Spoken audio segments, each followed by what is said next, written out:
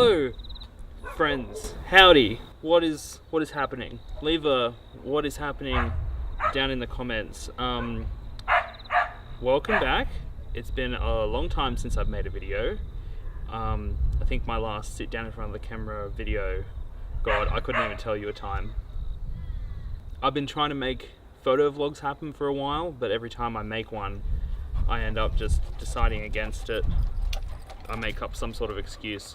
But this time I am going to Canberra and I'm heading out to the Snowies to go take some sunrise shots at the Blue Lake. So I don't really have an excuse not to bring you guys with me, because that's a lot of fun for you and for me. Gone? I can't deal with you right now. I'm making a video. Shh, it's okay. I still love you. Hoping to get back into video making because, like, for myself, because I do like sitting in front of the camera. I do like talking to you guys. I do like having people listen to what I have to say. But until then, yeah, let's head down to Canberra. Let's go catch up with Hayden, and then, yeah, you guys will come along with me to the Snowies. Car's washed, oil's checked, tires pumped, windscreen fluid is full, and I'm ready to rock and roll.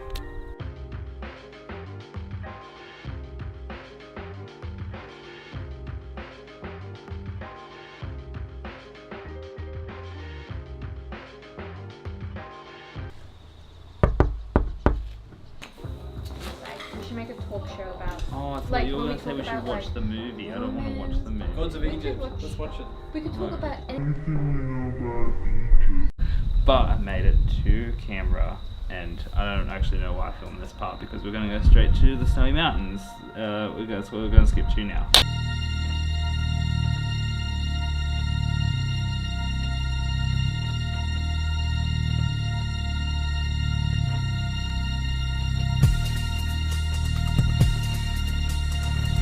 Many crows look quite bright, waiting for us to die. So we've made it here to the Snowy Mountains. We're camping out the night at Charlotte Pass.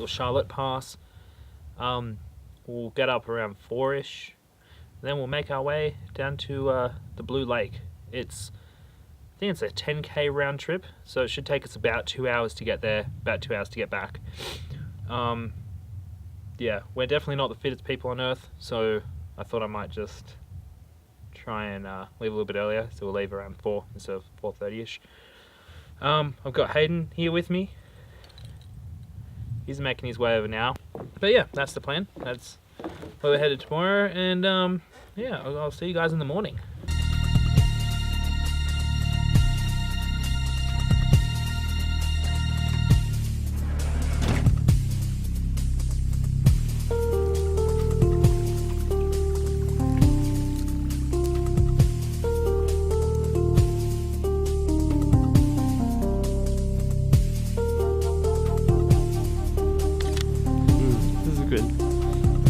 I've never really done compositing before, so I'm going to try to do one that's really overexposed and underexposed. Nice. So the over one will get the mount.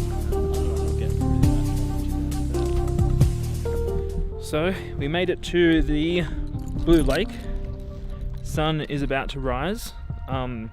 It's rising a little bit later than we thought because we're a little bit more behind the mountains. I've loaded up some Portra 160.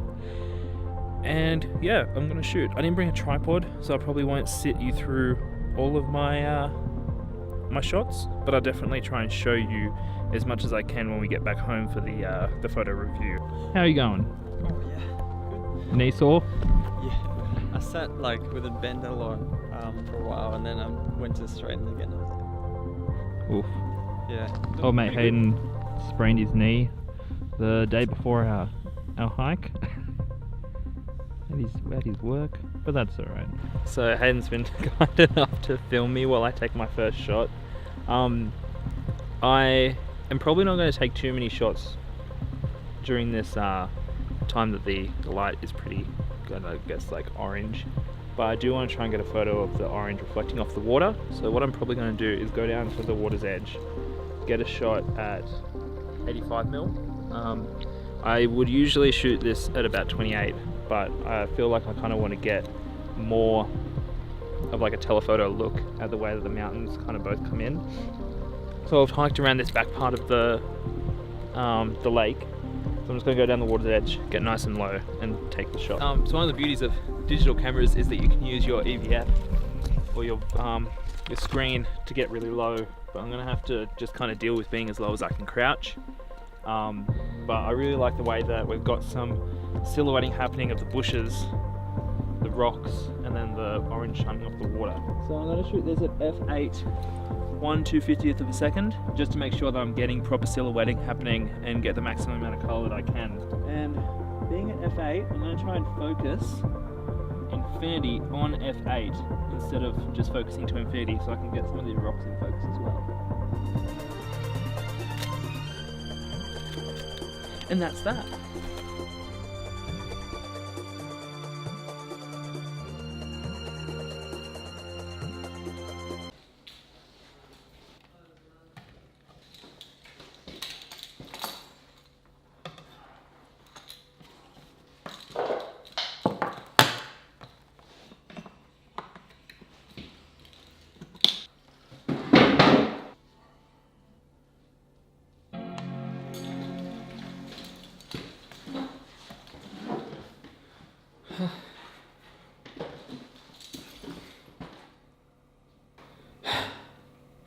We have scans. I have not seen them yet. I just got an email in from the lovely lab, which is my local lab. Kelsey has emailed me and told me that my files, my scans are ready to view. So I thought it'd be a good time to just go through and have a look at everything with you guys. Good, bad, the whole kit and caboodle. So I'm just going to stop all these apps from opening up that tend to love to open up on their own when I move my equipment, because I thought this would be a bit nicer than my bedroom. So I thought I'd move everything out into the kitchen so we can look at these scans together. So you're seeing them for the first time. I'm seeing them for the first time. It's very exciting. I'll do this in two parts because I did take some photos prior to me filming on a previous roll. You probably saw me switch over the rolls halfway through the day. Let me just take my squeaky shoes off. So we'll have a look at those first because I've got to wait for everything to download. So I'm just going to go through and open those up real quick. So the first photo that I took on our way there was just as we entered the national park. I wanted to get a bit of a look at what the Alpine region itself meant. So I tried to capture equal parts wide open skies as well as just the crazy amount of stuff you can see when shooting these landscapes in this sort of environment. So you don't have any, like when you sit just above the tree line, you're not caught up with having to look through trees at all, which I get a lot of around here. So yeah, that's pretty much what I was trying to say with this first photo. This next photo is a photo with the forking rivers and the Snowy River and the track leading to our destination, which was the Blue Lake. This was the day before. I really don't like this photo because of two reasons. First of all, there's a huge flare running down diagonally through it. And second of all, my camera metered for these shiny rocks down the bottom here, whereas I probably, if I had something like a spot meter on me, I would have just metered for like the distant landscape. But I didn't, and as a result, there's lots of shadows and everything's a lot deeper than I would probably like. So this one here was a pass for me. Next photo, just a photo of Hayden. Portraits definitely aren't my strong point, but hey, when you're there with a mate, you may as well take a photo with him. Big criticisms here is the big amount of flaring down the bottom, which may have been intentional. It's been a couple of weeks since I shot this. It's not too bad, but my biggest issue is the fact that his head is chopped in half with the landscape. The horizon is chopping his head off, and I really don't like that. But one thing I do, however, like is you can see a bit of green here on the left I more than likely held up some sort of greenery in front of the lens to try and get a little bit more greenery off to the sides, almost like an artificial vignette. You can almost see it coming in a little bit up in the sky. I don't know how well it's coming up with YouTube's compression, but yeah. Another portrait of Hayden, I definitely paid more attention here to where his head sat in the grand scheme of the landscape, and I tried to shoot him through this old chairlift that we found, old broken down chairlift. This is definitely one of my favorite portraits of the shoot. I do like it. Had I done it again, I probably would have shot with a deeper depth of field just to try and make sure that these beams on either side weren't as blurry, because I think a lot of that blurriness detracts from the central image. Not too worried about the background being blurred, but the foreground, the blurring there, I wasn't too stoked on. And this is another example of shooting with a really stopped down lens. Everything here was in focus. I don't really like the cropping. I know for a fact that I was practically laying in the grass trying to get this angle where the roof was continuing the line of the mountain, but in doing so the photo ended up being really skewed, and then when I straightened it, it actually chopped off the top of the mountain. So this one, not ideal, but I can definitely see where I was coming from. And this is a good example of shooting your landscapes with a shallow depth of field, focusing on your foreground and the background. I was shooting straight through some really low-lying shrubs, and I do really like how it kind of just breaks up a lot of the foreground, whereas if you had this as a deep depth, like a deeper depth of field, a stop-down lens, there would have been too much going on in this scene. But I like how it's kind of made it's almost removed some of the sharpness from the lower parts of the mountain, which I really like. And this here is a photo that I took just after watching Peter McKinnon's video on how to take macro shots by just inverting a lens. I'm shooting with my the lens that I took this with at the moment, the CONTAX lens. I just flipped it over, and the good thing with the CONTAX lenses is you can stop down while the lens isn't attached to a camera, or you can open up the lens if you want. So I think I shot this wide open, and as a result, such a small depth of field that I wasn't able to nail focus on his eye. This is one of my favorite shots of the trip. Well, I haven't seen the latest rolls, so I don't know that for sure, but I just loved the river running through. It definitely reminds me of old Slim Dusty, Man of Snowy River vibes. I really did like this. If I was to shoot it again, I'd probably chuck on something like a graduated filter, or even just a polarizer to get a little bit more detail in the mountains, but I haven't updated my filter collection since I started running my new system. A lot of my filters are for real big lenses. But yeah, that's my only critique, is that the mountains in the background are very blue, and the sky's very blown out, so I would have liked to try and maybe get a graduated filter in front. I don't really have much to say about it. It's a bit too shallow for my liking. I like the shapes of the mountains in the background, but this is shot way too shallow for my liking. I definitely made a mistake shooting that one. So when we got back to our camping spot, we went for a little bit of a walk, and we found this little lake, and it just had this these nice lines of this jetty, or what looks like it could have been a jetty, going out, and with all these, it's hard to see with the YouTube compression, but there's actually, you can see in and out of focus, there's lots of little bugs flying around in the scene as well, and I like that. I think blown up, you'd definitely be able to see those bugs, and that would definitely help with the idea of the image of this decrepit, abandoned area. I also saw a lot of crows. There were a lot of crows around. I was hesitant as to whether or not to make this photo black and white or not, but it didn't really add anything making it black and white. I love the little bits of color of the moss and how the out of focus areas of some of the twigs makes the sky a bit darker, and you can see a little bit more blue there. I really like it as a really high contrast image though. So this is the next morning on our way to the Blue Lake. I took this image on my phone. I'll throw that image up as well, and you could actually see, I think it was Jupiter in the background, but for some reason that didn't come up with any of these film shots. I don't know why, but I just can't see it. You just can't see it. And that,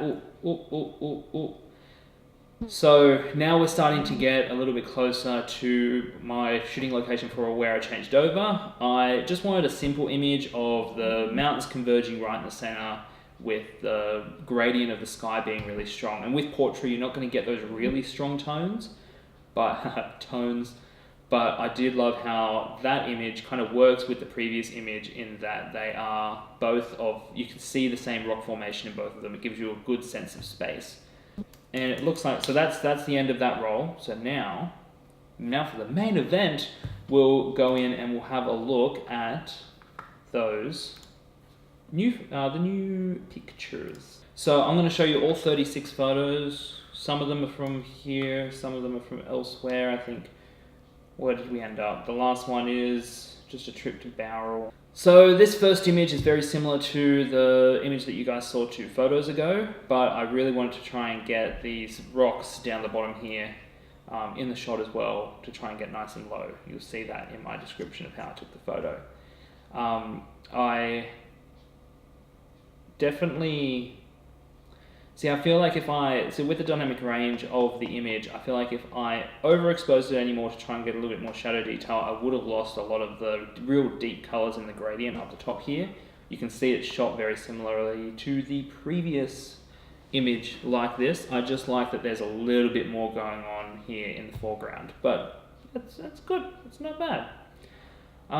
This next image, I might play around with it a little bit more in Lightroom to get some of the shadow areas a little bit deeper. I feel like there's a little bit of a lack of any sort of shadows going on here, because what I wanted to try and show was the sun hitting the mountain behind, but hadn't quite reached the closest mountain to us. Ooh, I'm excited for this next image.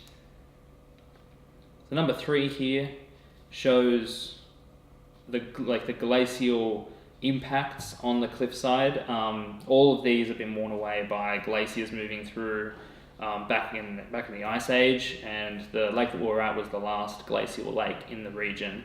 So you've got an image there of Hayden down the bottom, and he's just dwarfed by these enormous boulders that the glacier had moved around and etched its way into the landscape.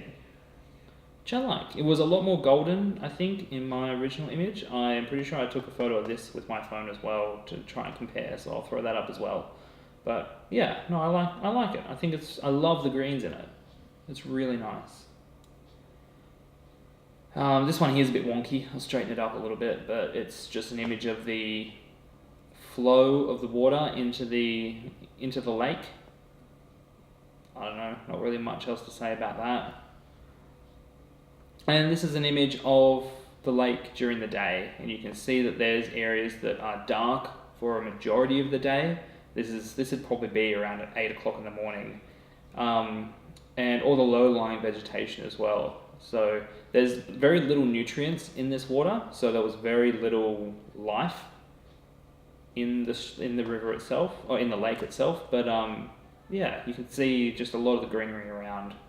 And really, I love that it doesn't show off the sky as well. Like, it's all just rock. Very, very dwarven, in my opinion. And here's another image of it through the day. I know that I took a panorama at this spot as well on my phone, but I really love the rendition here. You can see that you can get a lot of the detail of what type of plants we encountered while we were there. And then as you get further along, the detail just goes away and it almost looks like grass, but you can see in the closer images that it is actually shrubbery itself. And the T-star coating on the Zeiss lenses has done a really good job of reducing any sort of glare. You definitely do get some across here, but you got to remember the sun was literally right there, right in the top corner of the image. So I think it's handled itself really well. And here's another example of just how vast the area can be if you're not having to deal with trees and if you're already up at a very high altitude. So I loved shooting at f/16 pretty much as I could on this trip, because usually when you're in an environment and you're looking at something, your eye acts as a real shallow focus lens. So when I'm looking at the camera, everything else outside of the camera goes out of focus. So when you take images with a very open aperture, that comes along as almost the way that our eyes would see it. But when you're shooting these sorts of, like when you're shooting a landscape and you've got everything in focus, especially when there's a subject at the front, it gives a lot more stimulus to the viewer. The viewer can see a lot more of what's going on, and it's more than they would regularly see if they were to look at the image themselves. But here, it was almost as if your eyes were operating at f16, because you could just take so much in at every angle, and I definitely wanted to try and show that off as much as I could. And there were bushfires just on the other side of the ridge to where we were, and helicopters running back and forth all day, so I thought I might just get a quick shot just so I could remember a little something from the trip with all these helicopters constantly back and forth with water. And another one there, just to make sure that I've actually gotten the shot. I think it's differently composed. I wouldn't say it was composed any better, just composed a little bit different. You know, in portrait orientation, which I love. So I've got two images here of the river that we crossed on the way there and back, the final river. This one's really nice because it's more of a detailed shot of some of the stones in the lake with the mountain in the background out of focus, like I said, operating a little bit more like the eye would. And then the next photo, which I have a version of this on my phone that's very edited, so I'll put that up now, but this one here is definitely a lot more natural, and you can see there definitely wasn't as much red in the actual landscape itself, but it's gorgeous. I love it. I might go through and make a few changes with the color just because I can, and I really like the way it looked on my phone, but no, this is, and I love the little moon on the top as well. I didn't even remember taking it with that, but it's gorgeous. Okay, so now we get to the first of, hang on, I've got to grab my camera for this. So now we get to my first example of one of my real complaints about the CONTAX system. Their RTS series of cameras, which is short for real-time system, has soft release built into their shutter, which means that it doesn't take anything to set this this shutter off. So I always have to make sure that my camera is off unless I'm ready to take a photo. It has a separate button on the front for you to measure your exposure, just because it is so hard to half press this shutter because it's just ready to go at any second.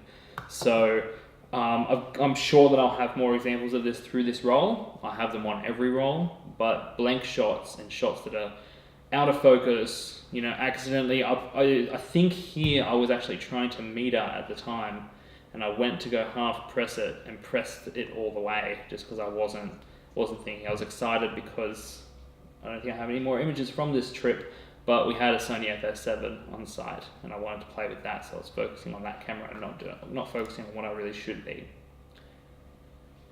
So this little series of photos here is when I went to the Coke Works with Dave. So we're getting a little bit further away from the trip itself. But I think this is nice. I like criticizing my photos in front of you guys. And I was just waiting for him. He didn't know where it was, so it took him a little bit longer to get to where we were. But just at the car park, there was this old building where the only thing left was the chimney. And I just shot the chimney straight through these bars. And I like that. It's nice. This image definitely shows off the micro contrast you get with Zeiss glass. You can definitely see the shadows are punchy. A little bit of an issue that I have with the 28mm lens is it's just easy to chuck it to infinity and shoot because your subjects are a lot smaller in the frame and they tend to look like they're in focus. So you might even see a few examples of this where I'm taking a photo of a subject and, you know, I should have just brought it just a little bit off infinity, because like a little bit off infinity is like a meter away. Like I'm shooting almost at infinity right now and we're about the same distance as what this plant was. In fact, I might even be out of focus right now. I don't know. I don't have anyone to check my focus, but that's fine. Yeah, out of focus image. I'll trash that one. So Dave, I'll throw these two images up next to each other. Dave handed me his Nikon F3 because he said, "Dan, I have to get my hands in this goddamn fucking coal." So you can see he's covered in coal. He sat in there and he's like just moving it in his hands. He fucking loved it.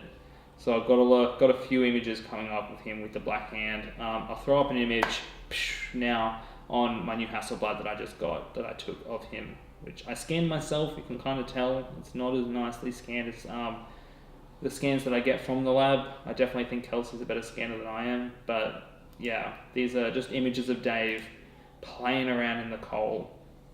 Fucking legend. And you can see here again, I took this image without him on the Hasselblad, and then I asked him to jump into it to shoot with the CONTAX, and I just really loved these black palms. Like it's subtle. I love these subtle little things in portraits. You see his black palms, and they kind of tell a bit more of a story than if he was just standing there. You know, like it looks like he's been climbing up to get there, and it's something that I really try and focus on in my storytelling for my filmmaking as well, is adding these little, like, if you saw this, if you're seeing this on YouTube right now, on your phone, you might not even notice that his palms are black before I told you. But it's something where if you then saw him doing his thing with the coal and then came back and saw this, you'd be like, oh yeah, his hands are black. I love that. And yeah, him washing off all the coal, out of focus, typical, good on you, Dan. And then, you know, he couldn't help but touch his face while he had the coal on there. He doesn't look too happy that he's covered in coal, but that's fine. That's fine. So now we're getting to the point of, like, we're getting a little bit closer to the end now. This is on the photo walk that I went in Sydney. This was the first chance that I'd gotten to, I guess, do street photography with my Hasselblad, so I definitely took 4 more photos on the Blad than I did on this. But I'll kind of skim through these because they're street photos. Like this one here doesn't really have anything to say. I guess I just saw it and I thought it was nice. I get a better composition at the bottom with the Blad. I'll chuck that up as well. This next one, once again, not really much to say about that. I do love this one. I love the mystery, and I love the difference between the red of the sign and then all the greenery around it. And I love the lines. Those lines, man. Wow. This is definitely a keeper. Got all these rich people here that were trying to tie up that boat. They were screaming at me when I took their photo. This was another example of that blank frame from just accidentally pressing the shutter when I was trying to meter for the concrete, because I was taking a photo with the Hasselblad of a big white building. So I wanted to make sure that my metering was going to be for like a bit of a lighter color. A bit of a shot of people taking photos. There were a lot of people on this photo walk taking a lot of portraits. I thought I'd get a little sneaky shot through the orange.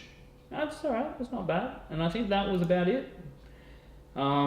Just got some photos of other stuff. I like this one of this butterfly. This was on a walk that I went on with my mum. Just a photo from my backyard, a couple of photos of the sunset from my backyard. And then